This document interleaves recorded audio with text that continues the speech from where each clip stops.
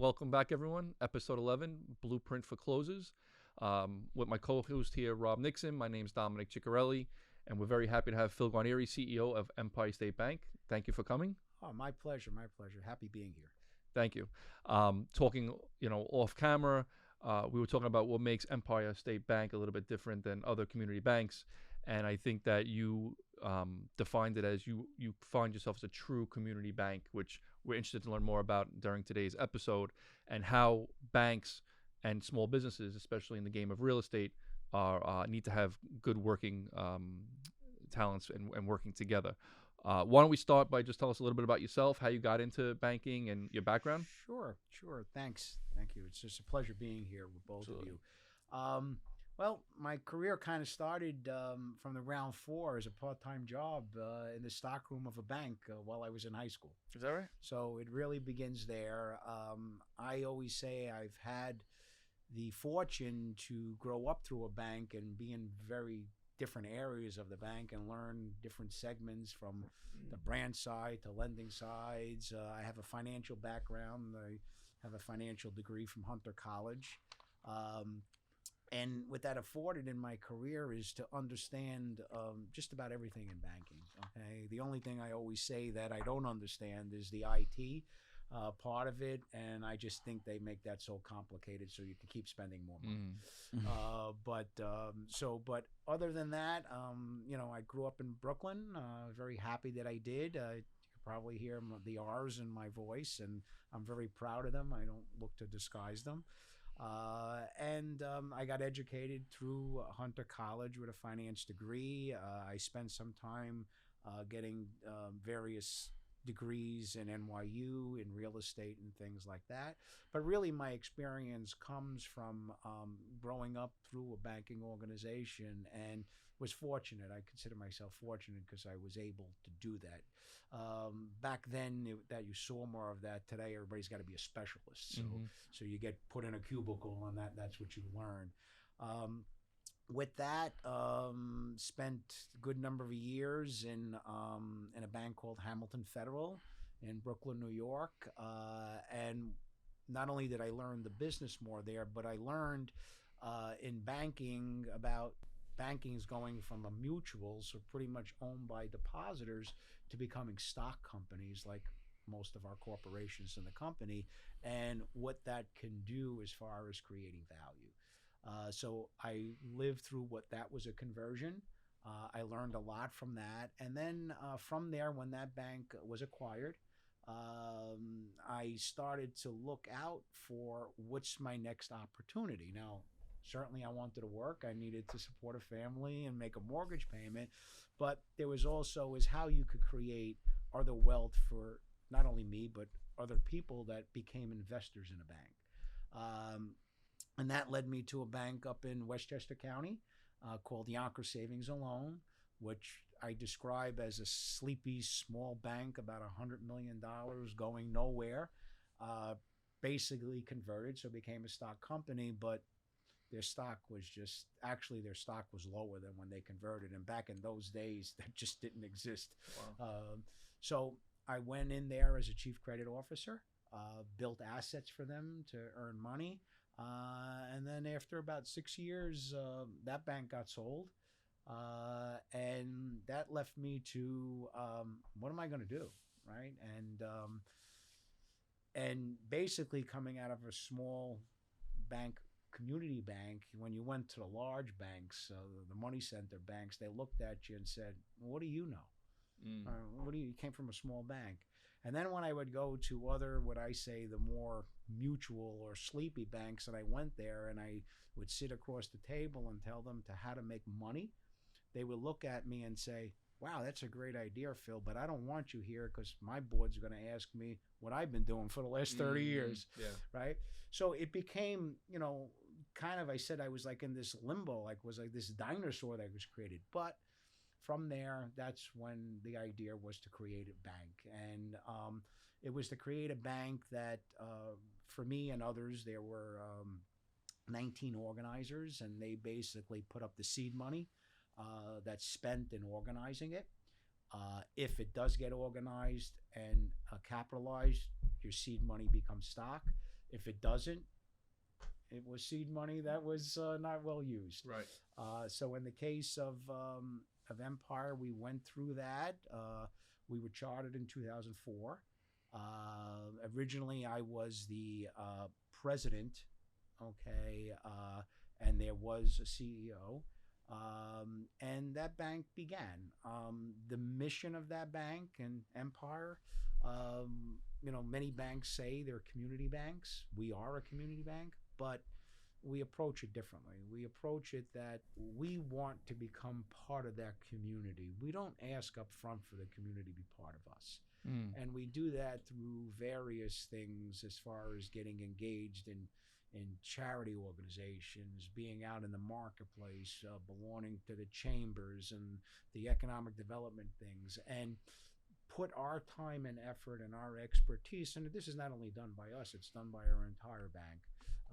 And with that, what happens is business comes to you. Yeah. Because people begin to feel comfortable who you are. And when you look at it, if we have a banking center in your community, well, we're your neighbor, right? The better your business does and you bank with me, the better my bank does. It's a simple process. Was that the original name? Empire? No, it wasn't. When we were first chartered, I get bored with some of the stuff. It was easier to get a national charter. Okay, so our original name was Empire State Bank, N.A., National Organization. That's like Citibank. Okay, but over time, because through our history, we've been through rough roads, right? So in 2004, money was flying all over the place because we literally raised $26 million in 5 weeks. Wow. And when I say we did that, that was myself as an organizer and others going out, and I call them the dog and pony shows, right? So some accountant would host, we would host a breakfast, a dinner. We'd bring people in the room. And when you look at it, it was a pretty fascinating time because what most people were accustomed to was mutual conversions. So there was something there. There was a bank there. There were financials there. There was capital there. You guys right? are from scratch. Right? Here, I'm standing in front of you and asking you to write $100,000 plus check, and you're saying, wow, what is it? A plan on a piece of paper. But what it really comes down to is the people that are presenting the plan. Yeah. So we were very fortunate that we were able to raise that money, but after 2004, you went into inverted yield curve, right? You went into 2007, 8, 9, and you went into today. Yeah. So doing very, very well, profitable. But, we certainly, I described that story is that we were that little rowboat out in the middle of the ocean with the storm hitting us, and then one day the sun shined and we saw the land. So it was a nice, it's been a nice run. What I think's unique, which I didn't know until now, is that, listen, banking's in your blood. I mean, it seems like this is what you've been doing, since an adolescent, right? I mean, a teenager, you just got into this world, you never left. Yeah, and I think it's a fortunate point because I was able to stay in because opportunity was created. I don't know too many other people that, were in the game that long, which probably gave the investors, the organizers, a lot of confidence in you. And a lot of it, correct. Okay, a lot of it is if you're a smart investor, you're looking back at the banks that you were involved in, right? So just like when you look in certain business, you look at the history of that business. So you look at the bank. So if you looked at Hamilton Federal, you saw that was in business for many, many years. You look at the role I may have played and you said, okay, that got, sold and a new bank took it over. Then you looked at Yonkers. It's a very similar story. You looked at a bank that was, I arrived there with 100 million. When we sold, we were 900 million, right? It's unbelievable. So you look at the history, and that's pretty much in business. Which it's easy to look back and learn from history. It's hard to predict the future. So when you started in 2004, you started with how much? I guess assets under management, is that typically? Yeah. So I'll explain it this way. So there's pretty much you have. I mean, banking is it's fairly simple, especially in a community bank. It's you have capital, so that's the $26 million I said we raised in capital. Okay. That first day, we had nothing in assets, because we had nothing in deposits, right? Mm-hmm.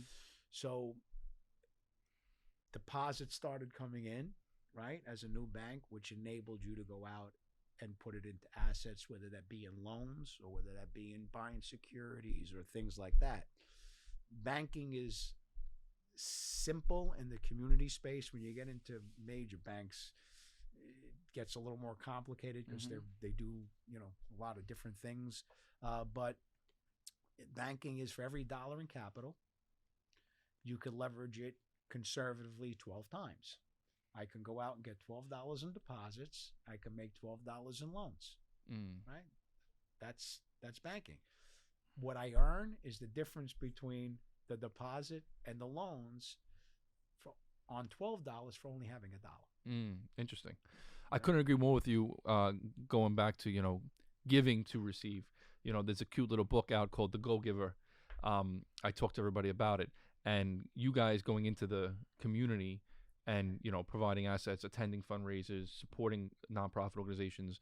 There's no question, you know, you're creating a brand and a face in the community, which then want to draw people into the bank. And I don't think people understand that enough. You know, people are like, I want, and they don't want to really give. You really need to give and provide support. You know, when you're certainly correct, Dominic, and when we learned it through PPP, okay, when, you know, everything was shut down and all your small businesses what to do, and I wish more business people realize this, okay? So when that all happened, and I'll tell you the story, I was sitting in my office and they were shutting down everything. And a large part of our bank is commercial real estate, right? So I sat there and I said, wow, that store shut down. That store can't pay the rent. That owner is not going to collect the rent, is not going to pay me. Okay? And literally I sat there for a couple of hours and probably came close to tears because I thought everything was going to collapse.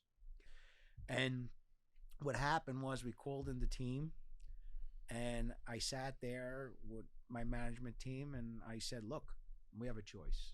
We give up and we walk away, or we do everything we can to help every business that's in our community. And that's a big distinction than what a lot of banks did. Every bank helped their business that was their company, their customer, I'm sorry. It was every business in our community, whether you banked with me or not. Because all I knew and our bank knew was we needed to keep our community together, whether you banked with me or not. Yeah. Because it didn't matter if my 4 stores were open when the other 300 were closed, right? Mm-hmm. So we were fortunate because we're an SBA lender. We were able to get into the program very, very quickly. We were already processing loans on the first hour that it was opened. And I'm a small bank, okay? I heard about that too. Everyone was like, go to Empire, go to Empire. Okay. And this is the truth. We had half our branches closed because what you were doing at the time was you kept your staff out of a branch. So if one got COVID, you had to shut it down. You can open up the other one with a new staff, right? Mm. So we planned, but I had a lot of staff. Okay. Also, we were prepared to also work remotely at that time and everything. So we wound up doing PPP loans. So I had a lot of people. The second decision we made, besides going out to our community, not just our customer, was that we were going to do it fairly manual. When everybody else was doing it automated and go on the system, put it in. And we set up manually. I mean, this is the truth. I was the one on the phone answering the inquiries coming in. Really? People said, you're the CEO. And I would say, what else am I going to do? Right now, we're just here to help you. Yeah. I mean, there's nothing else for me to do other than this, right? Mm-hmm. Right?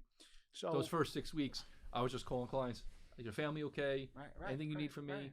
I mean, again, everything just... That was crazy time. Yeah. That first couple months was rough. We wound up doing over 1,200 PPP loans for over, I think it was $40-some-odd million. These were small loans, wow. So you imagine the volume. And it was done by the human element, okay? The one little thing I also learned as a little trick was Never in my career did I ever run a night shift. Okay. Well, what was happening was every bank was trying to put loans into the SBA and you couldn't get approvals. The systems were crashing. I went to my staff. I said, who wants to work from midnight to 6 in the morning? People said, we'd love to do that. Okay. We were pumping loans and getting them approved through the night while nobody else was doing it. Really? Wow. Okay. Because the system was too slammed during the day. Right. So we were Wow. getting approval. So there were tons of customers that said, oh, I was at Bank X and my rep can't even tell me where my loan is, what it is. And as long as you didn't have your SBA number, I was still able to do it because that was the trick. So I said, send it to us. We'll take the gamble. If it works, it works. If it doesn't, bingo, we were getting approvals like crazy. So what I would say is the internet's great, filing your application online, it's all great stuff. Okay, but when it comes to business, you got to know your banker, and your banker's got to be able to help you. Yep. And I am proud to say that's who Empire says. And it's just not Phil. It's the entire bank. Okay? You guys are coming up 20 years next year. Correct. Talk to me about the growth. How many branches? Where are they located? How many employees? Sure. Services. Yeah, Yeah. What's What have you learned doesn't work? We spoke a little bit earlier. Loans for builders. Although for some banks it works, for you guys it doesn't. Talk us a little bit about that. So we call our branches banking centers. Okay, so we have 5. There are 3 in Staten Island. Okay, and 2 in Brooklyn. We are doing extremely well in the market as far as market share in Staten Island. Okay, and I think a new frontier to us is Brooklyn. So we do have the 2 branches. They're growing. They're doing well. But Brooklyn is a much bigger footprint. Sure. Okay, so that the bank is about 640 million today. Wow. Okay, which in the banking industry, it's a decent sized bank. In New York, it's a small bank. Okay. What are the levels now? So you want to become a bank, you go and you get what?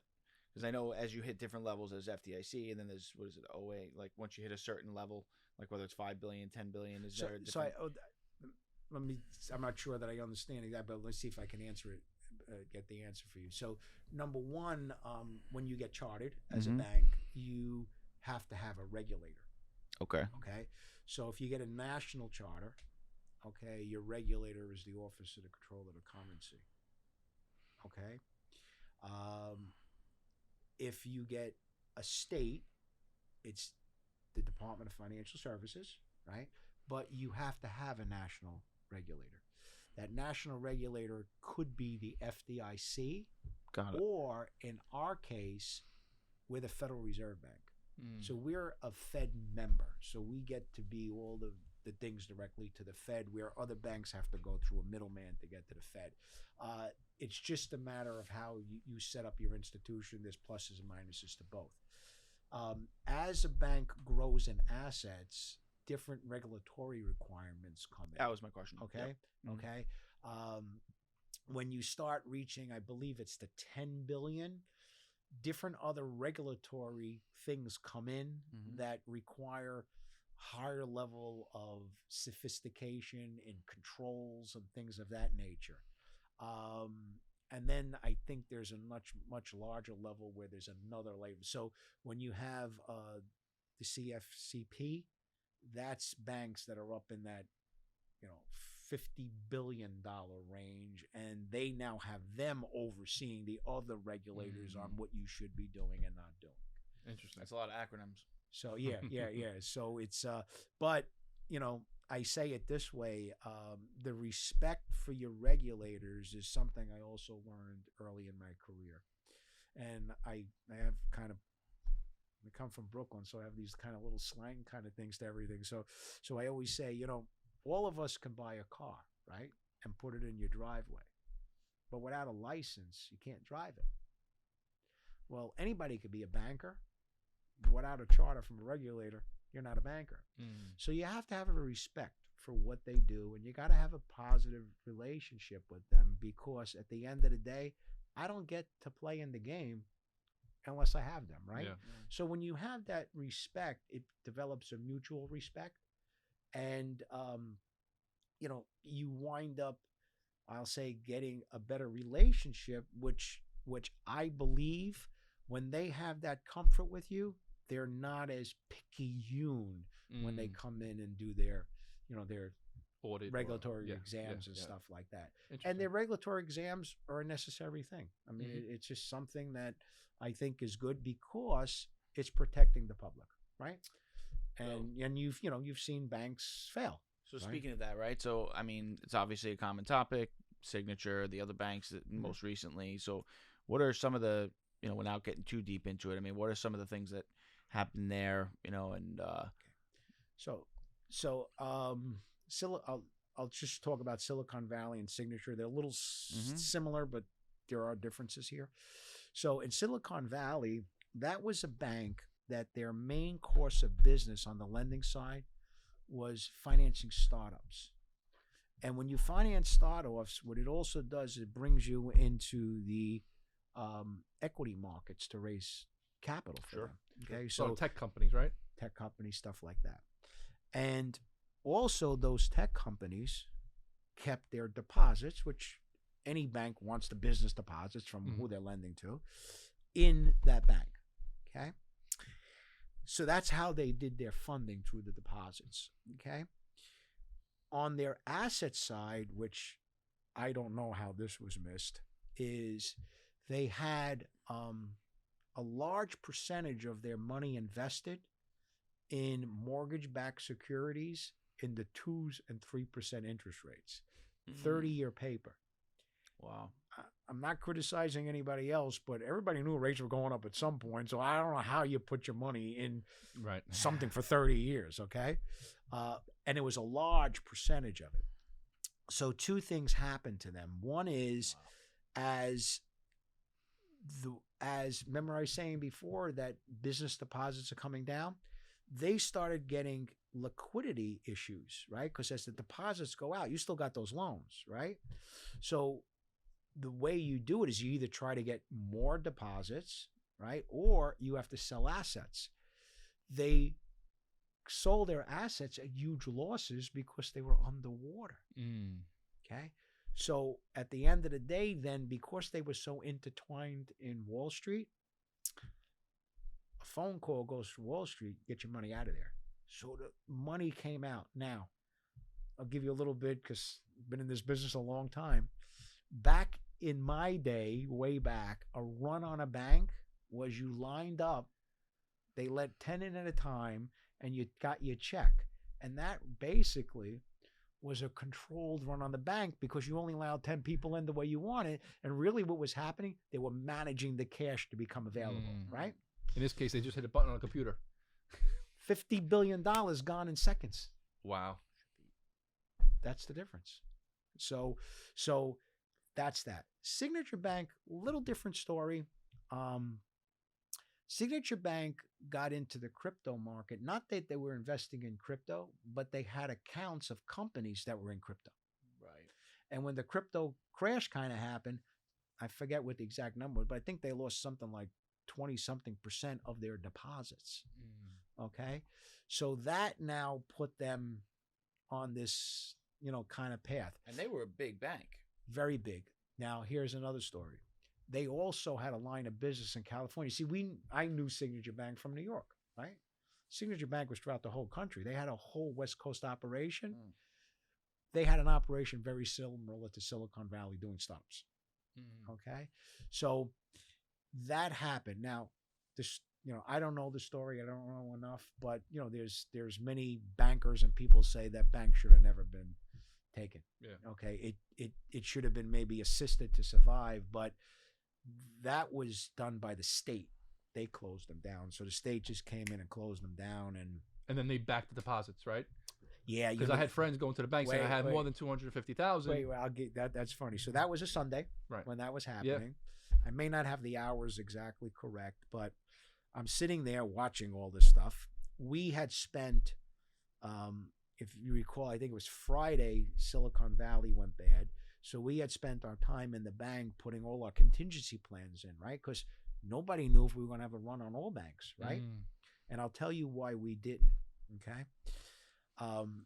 So we put all our borrowing lines. We decide we're going to take down X millions of dollars in our lines and stuff just to have cash, right? Pull back. Pull back, right?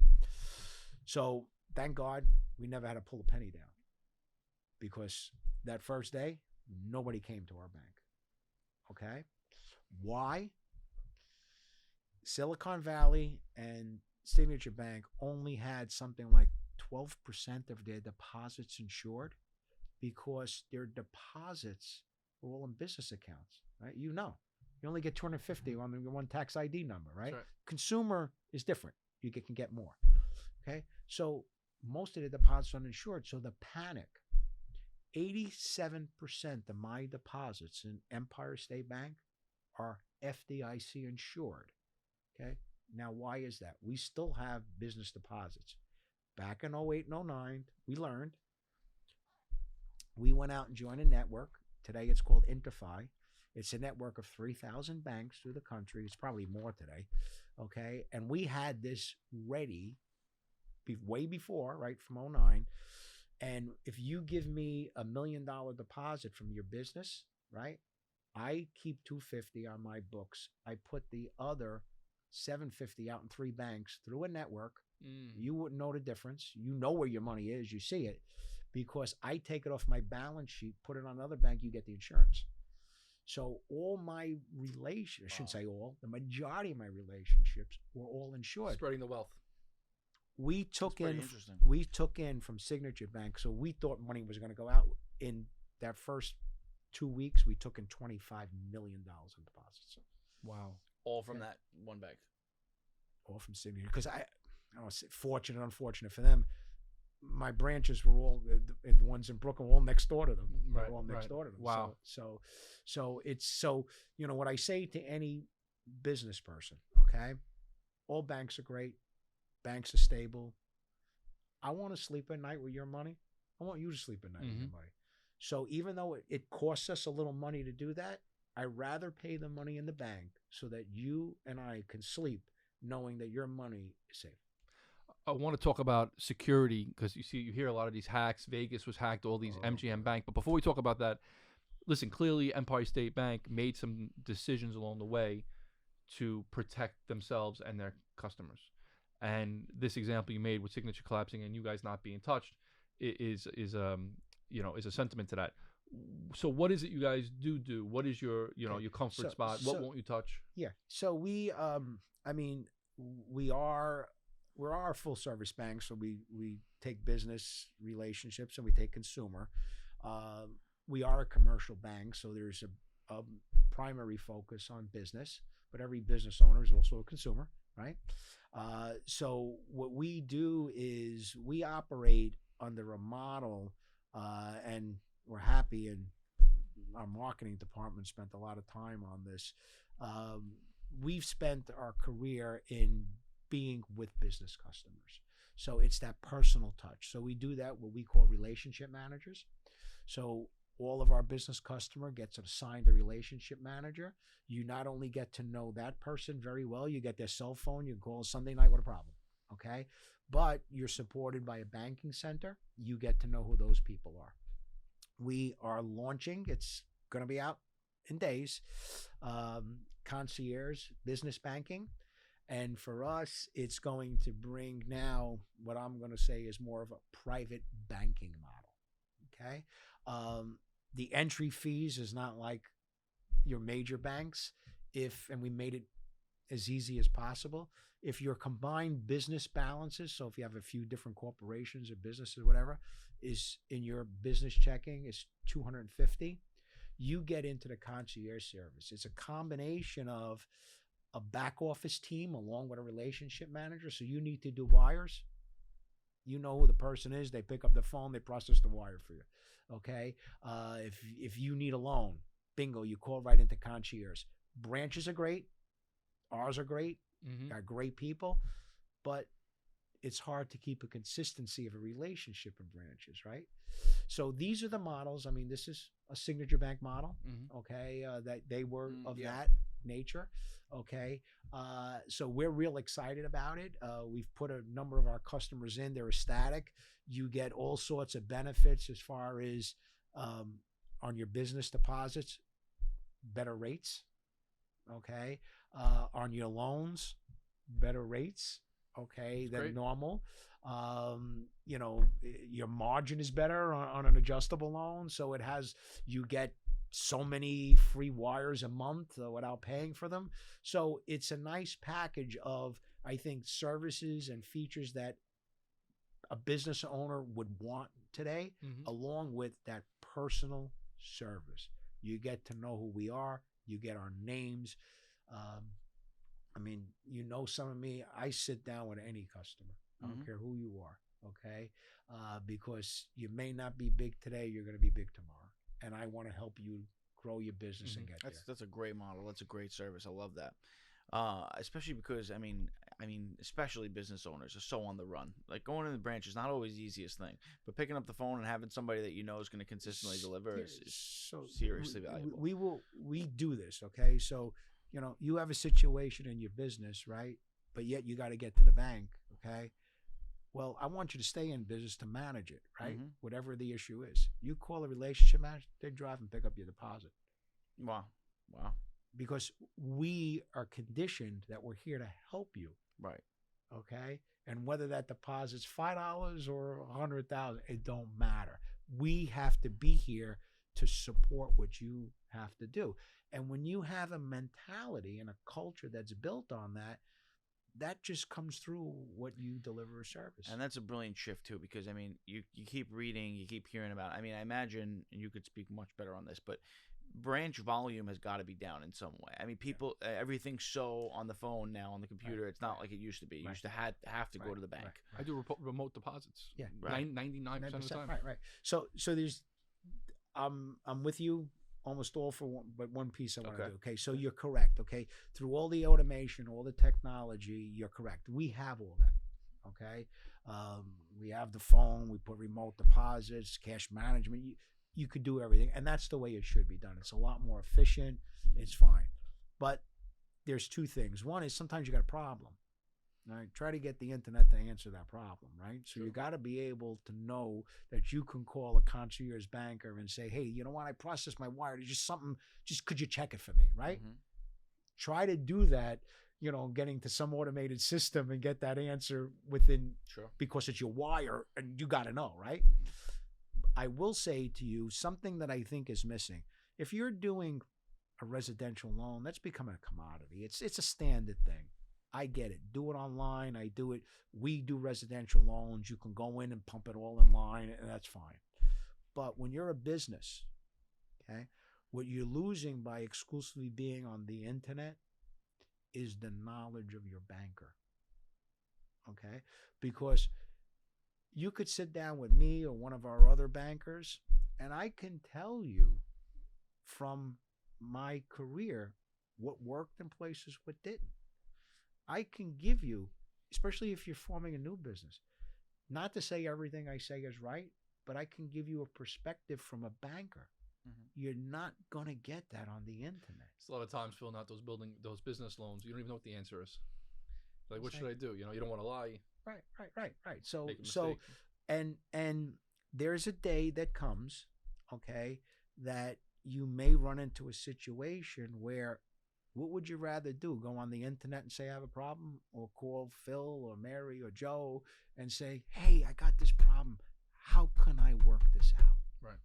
And that's the difference between a community bank. Okay. When someone, I always say this, look, it happens. Somebody has a problem making payments on their mortgage, right? Don't hide from us. Come in. Now, if you got a legitimate problem, we're human, right? There's a way that we could work with you to do that. But if you don't have that relationship with your banker, you're not going to get that. Yeah, it's funny too, because I was speaking to a friend that I don't know, I think he lives in Long Island or something, and he banks with Chase, and I was talking to him about that. Right, I'm like, can just call your banker, and he was like, call my bank? What? Who would I bank at Chase. I wouldn't even know where to begin. Correct. And he was like so taken back by it. So that's the definition of a relationship bank. If you Google the Chase branch, let's just say anywhere, an 800 number comes up. They send you to corporate headquarters anyway. You don't even get the branch. Right. You know, and I was going to say what you brought up before about Signature Bank, and we were talking about the time. So when that was first announced, it was going under. My phone blew up, my cell phone. Oh, people Okay? were panicking. And it blew up from customers of mine that were at Signature Bank, but it blew up from people in the marketplace that felt comfortable, even though they didn't bank with me, to call me and ask, because I treat you the same way, whether you bank with me or not. I hope you bank with me, right? Treat you the same way. So it was funny because they were on the phone and they were panicked. And I said, just exactly what I said. Look, I only got one answer. Get on your knees and pray that some government official says they're going to put insurance. It's the only thing. Otherwise, it's nothing. Yeah, scary. It's nothing. And thank God, I guess it was a couple hours later, they came out and said that. I mean, maybe this is a different topic, but why did the government jump in so quick? Because just to To avoid panic? To close down or to put the To insurance? cover. To really Put the insurance? Yeah, because that was quick. Because, well, it wasn't quick enough. It shouldn't have been the 2 hours of panic, okay? But they did it to keep the stability of the whole system. Right. Okay. Now the other thing that people don't realize, how the small bank gets hurt, when the FDIC comes in and does that, it costs them money. That's not taxpayers' money. Every bank pays an FDIC insurance premium. Okay, so Signature Bank fails. It's Empire's money that saves it, and we don't know yet. And our premium will go up just like any insurance, okay, for the failout. So it's not. That's a system that's not taxpayer money. Now, if it exceeds the FDIC fund, then of course taxpayer money would come But can in. you imagine that the government let Signature lose the deposits? Yeah. The next day, every single person bank- in the world would just take their money out out of fear. Yeah. That's the sole reason why they did it. Right. You're right. The whole And system I would think the collapse. 2-hour delay was the fact that Signature Bank was state chartered, so the state regulator closed it down, but they don't have the authority from the FDIC. And this is my opinion, that 2 hours was getting that authority for the insurance. Wow. Right. You spoke earlier about IT. You know everything about the business but IT, right? Yeah. But you're hearing about these hacks. You know, banks getting hacked, MGM Grand. You know, these in Vegas, all this stuff. Right. So, talk to us about the state of security. I mean, how it affects a small bank like yours. Okay, so I can only say it this way: we spend a huge amount of money trying, like everybody does, to have the best security to stop this. Unfortunately, the criminals are always a step ahead. Okay, and what I do say is this, because I could tell you that, well, first of all, when your banker calls you to verify wires, don't sound pissed off we're calling you. We're calling you to protect your money. No, it's a good thing. Okay? And when we ask certain questions of identify, we're doing that to protect your money, because I will tell you, it's happened to many attorneys in Staten Island. They come in and they do a phishing email. You know, they do the whole wire instructions and they talk to you like they know you for 1,000 years. It's because they've been in your computer and they learned everything you did. Yeah. Okay. I saw that a lot in the last year or so. Okay. It happened to us about 6 months ago. My bookkeeper gets an email. It looked like it was an email from me saying, "Hey, pay this bill." It may even say, "Oh, lunch together yesterday was great." Yeah. The bill said from me. This is an email from Yeah. me. The bill said, "Hey, I approve this bill. Please pay it." Right. It was like 20 grand, 30 grand. Right. Thank God she called me before she sent it, and we got it all under control. But you know, she started going through the motions. And they hacked you. So Yeah. Well, no, we had to end up closing all of our accounts and reopening everything under fresh numbers just as a precaution. But they didn't get the money. Right. So that's one thing that's happening with wires. The second thing that's happening with checks, okay, even though checks are getting less. The first thing was they were the makers, you who signs the check, okay, they were duplicating those signatures on other checks. Now, when you think about it, everybody's got your account number because you're mailing checks to everybody, right? It's on the bottom, right? You can go anywhere and get checks made up. They'll make it up. They don't ask who you are, right? Yeah. So that. Then the newest one was they were whitewashing. Okay, they were taking off the payable name, so you paid a vendor. Okay, they intercept your check, and we just saw a few postal workers were stealing these checks. Okay, they put a new payee on it and they cash it. Wow. Okay, we spend, and every bank has a tolerance of loss, right? So we're smaller. Our tolerance is our staff in our branches reviews. I'm not going to give you the dollar amount, but reviews every check that gets presented to us. Wow. And I would dare to say we catch 2 to 3 a week, and I'm a small bank. Wow. 2 to 3 a week. That people are that are whitewash checks or big signatures on checks. And you probably see a mixture of small and big amounts, right? Or are they typically big amounts? They believe it or not, they're usually in the $1,000 range because they think you're not looking. Because they know everybody's got a different tolerance, right? Right. You're going to look at $100,000 check a little more than you may look at. But do they write them to cash? No, the whitewashes, they change the payable name. So it was to XYZ company. They make it ABC company, which then they have a fraudulent account to deposit and take it out. Right. Wow. And you wanted to play XYZ, so your vendor calls you up and say, why should you pay me? I paid you. I mailed you the check. Right. I never get your check. Then you go look and you say, wait a minute, now it says ABC on it. Wow. When it comes back to you. So it's what's out there. I'm certainly opinionated. Until the government takes this serious and puts huge money to stop this.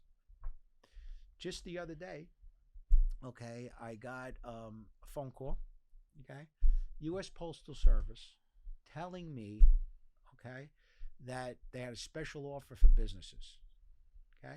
So I said, I'm real busy. Give me your phone number. Guy gives me a phone number. And he said, yeah, you can take my email address. Okay, it's got the right extension on it.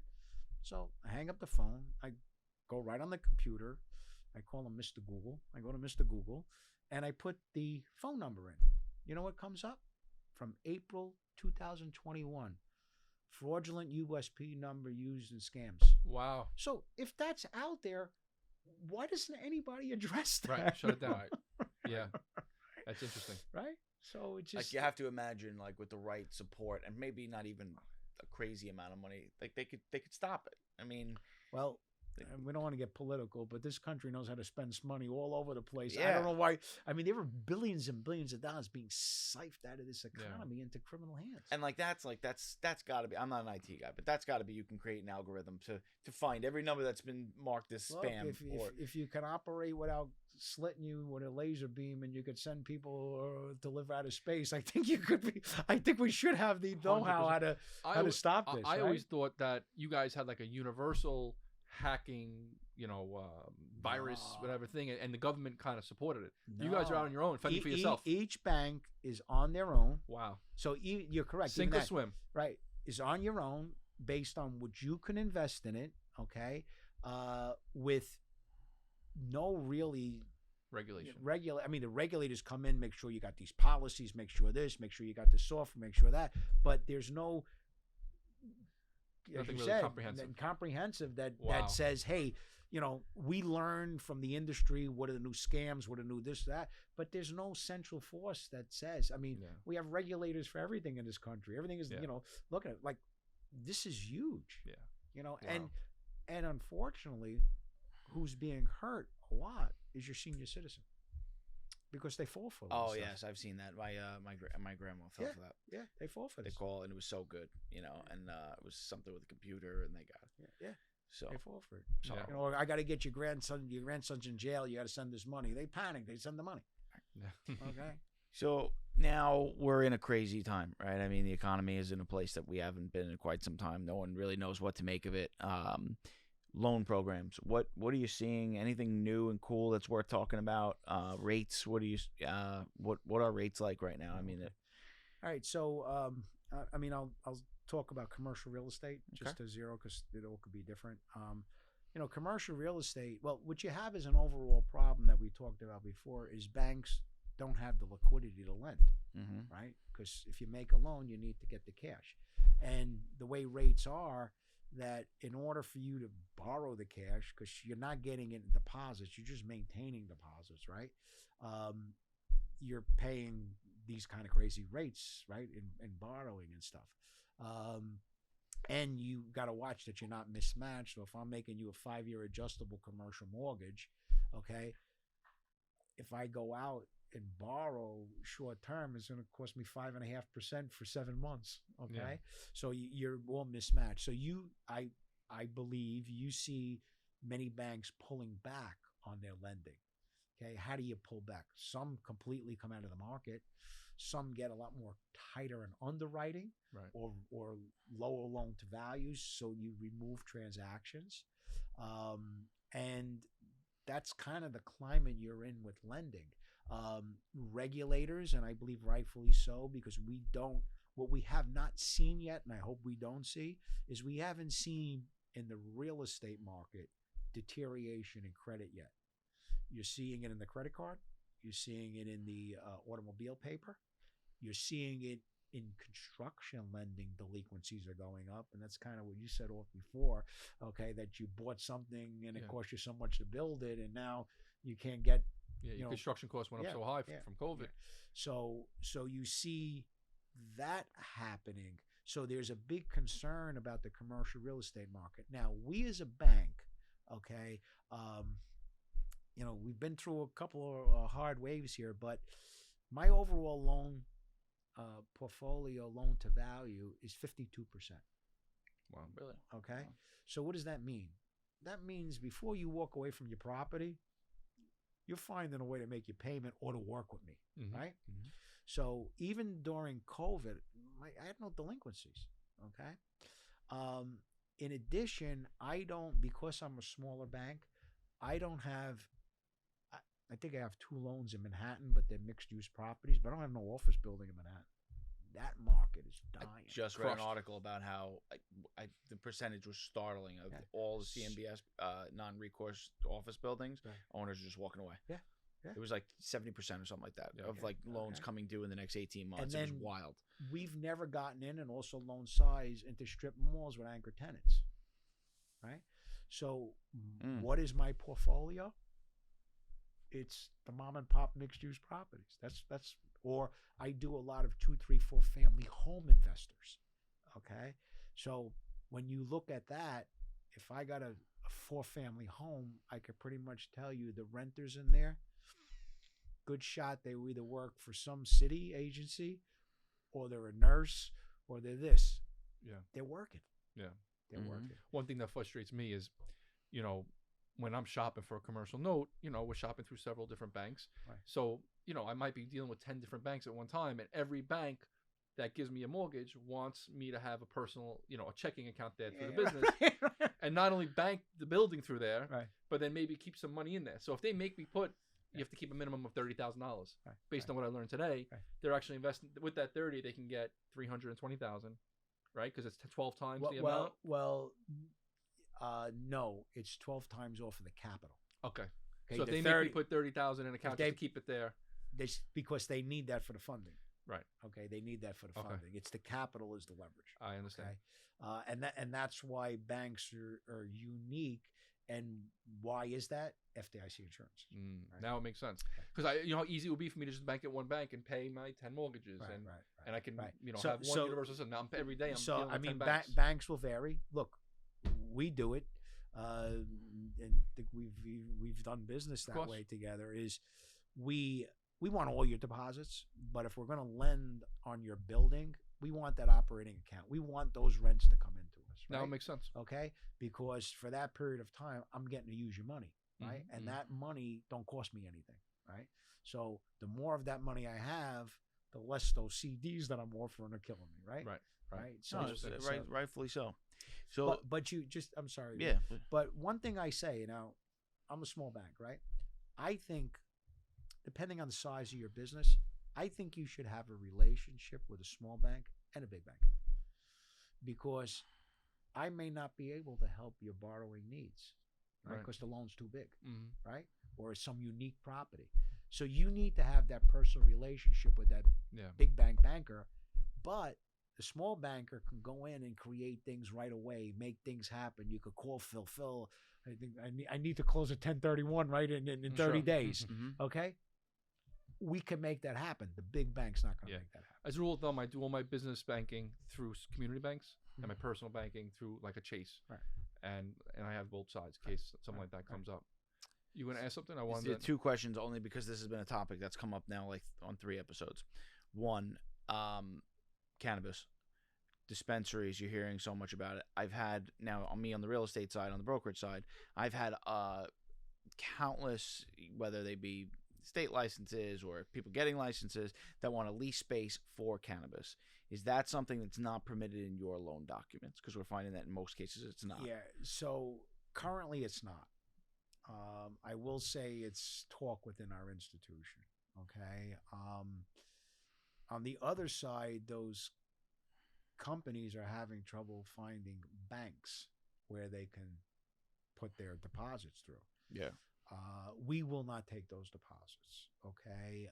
And the reason being is you have a dual banking system in this federally. country, right? Mhm. So the states are approving it, Yeah. but the federal government hasn't approved it. Right. So there is a fear.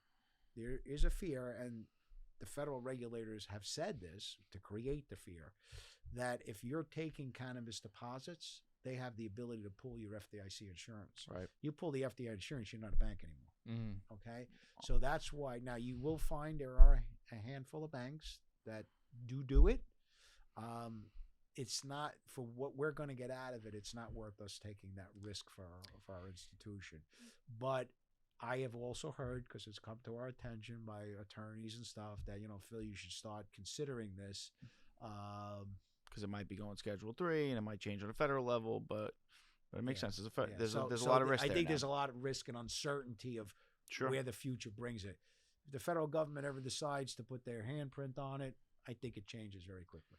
And then last question, and not so much your bank, because you just explained a lot of what your loan portfolio is, which makes a lot of sense, and I've witnessed that firsthand. So a lot of these banks that have written loans these past couple of years, maybe really low rates, let's just say 3%, 4%, right? Annually, you have to submit whatever it is, as per the loan. Do you think that these, their departments looking at things differently every year, and they're looking for reasons to call those loans? Absolutely. They are. Okay. Because you're, as you know, when you took that loan, you have covenants in your documents and all. When banks are struggling, okay, and it'll vary between bank. And if you have, I also say this, always be careful. This is more for, consumers and business people. Be careful when you see a bank out there with a crazy rate. I mean, right now you should see rates 5.25%, 5.5% on CDs, and we have a savings account that we're guaranteeing the rate till June 30th. It's a savings, so you can put money in and out at 5.25%. So you can add to it. You can As a take savings out, account? savings account. Minimum balance? 50,000. Wow, it's a great Okay. deal. Yeah. Okay. So we're doing that because it's almost like you got a 7-month CD, but you got the liquidity to take out or add. Yeah. Okay. So, and we're doing quite well with that. But depending on the bank's liquidity, sometimes they just got to get off the credit because they can't fund it no more. Right. Okay. Or there's a concern, like I said, about credit quality. So they're being more picayune in what they're requiring. And that's how banks pull back. And if it happens, is going to put you into the recession. Because when you pull back credit, businesses can't survive. Yeah. We designed a legitimate marijuana dispensary recently on Staten Island, and the landlord that had no mortgage. Right. So we got past that hurdle of them operating there, and without affecting the landlord. Right. But now I'm curious to see where they're actually going to bank and conduct business on a daily basis. It's a small local shop.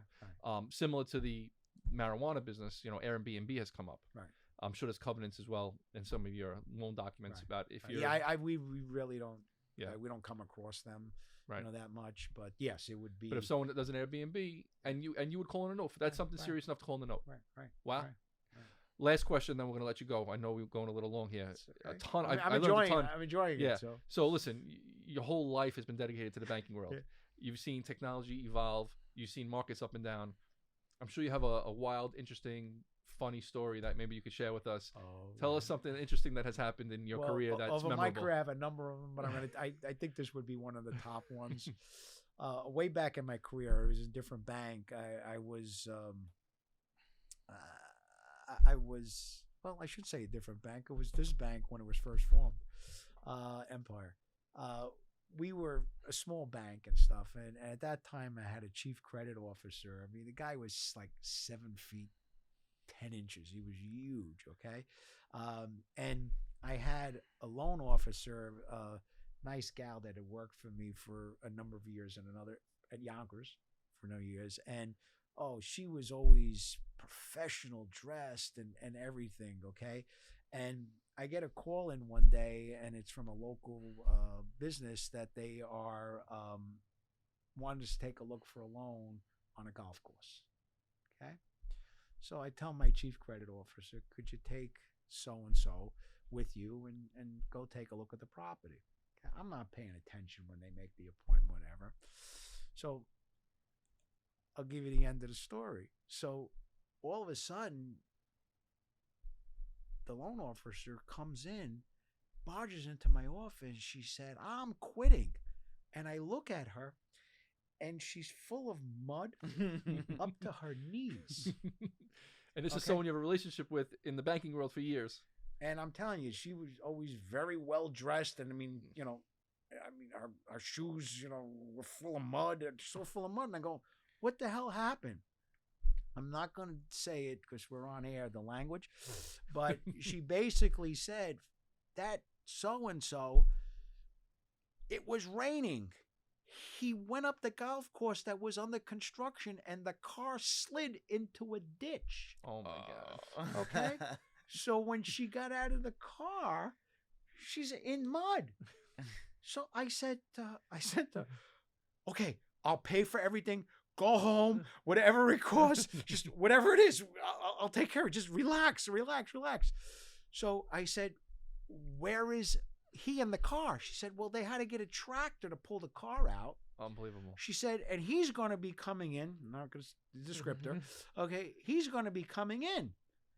So all of a sudden he walks in. Now I'm relatively short, I'm sitting down, and like I'm looking up, and I go from up down, and I look, and he's full of mud and no shoes. And I said, so-and-so, where's your shoes? He said, they got stuck in the mud when I was trying to get out. So in the banking career, you come across a lot of crazy things, but everyone thinks they're neat and clean behind the branch. God, but that was... Did you do the loan on it? No. That's the best part. I couldn't send any other people there. Yeah. Okay. I had Great. nobody left, but it was good stuff. But I do say that when it's my time to retire, and if Empire doesn't exist some way down the road, okay, I have enough episodes for a sitcom that I'm going to produce them. This was great, Phil. Thank you so No, much. thank you. I Thank enjoyed you. it. I learned actually way more than I thought I would. Good. And Good. we'll No. talk soon. Thank you. Good. Thank Thank you. you.